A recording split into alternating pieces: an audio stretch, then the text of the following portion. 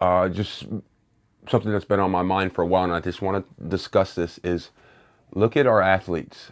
These kids, as they get older, they start to play with less effort. They stop trying as hard.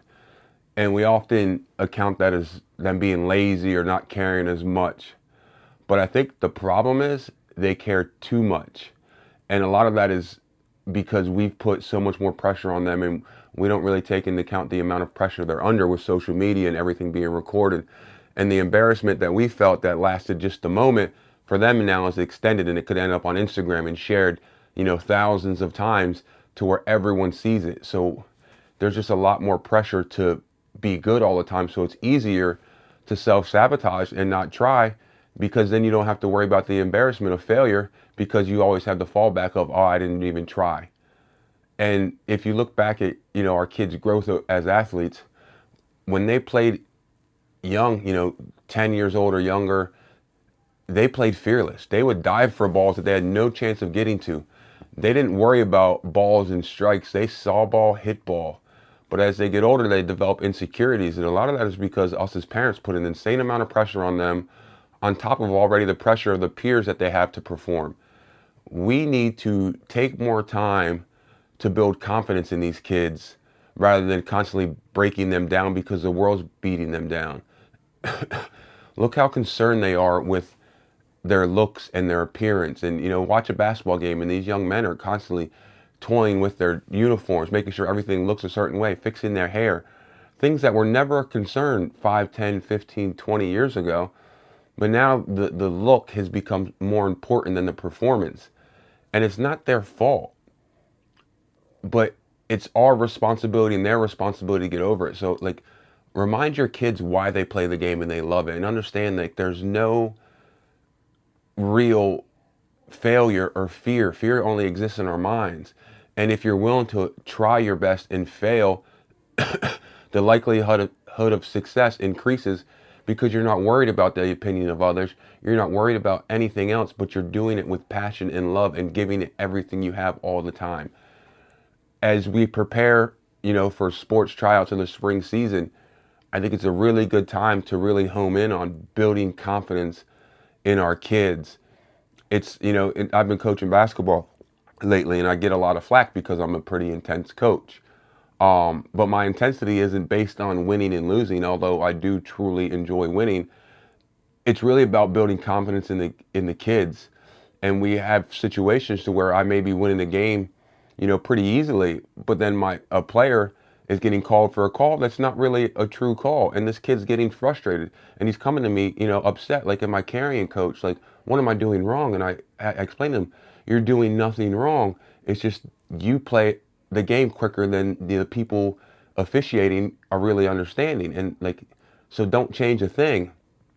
And this kid's getting more and more insecure every call.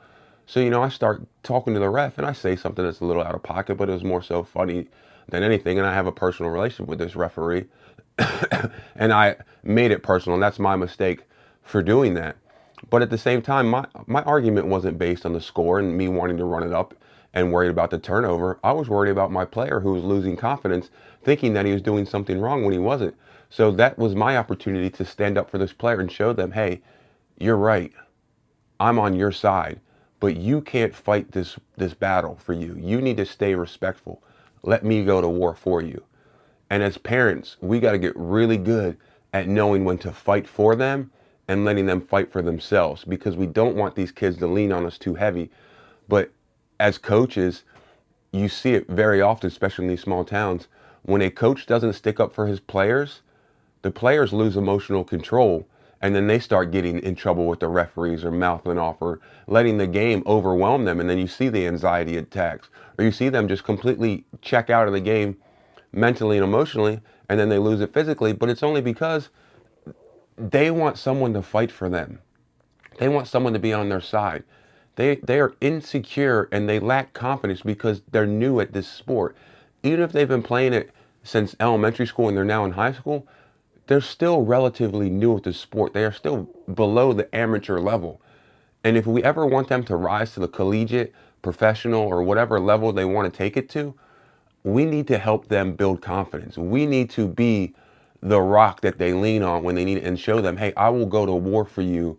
Don't fight this for yourself because it's disrespectful for you to do it.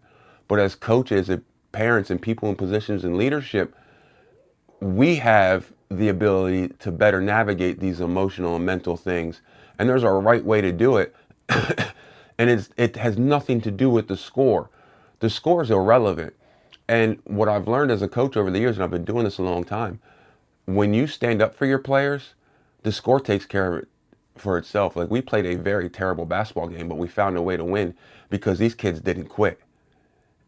We had players who weren't, necessarily basketball players, or who, are getting cut from teams, that showed up in big moments and took shots that they never had the confidence to take before.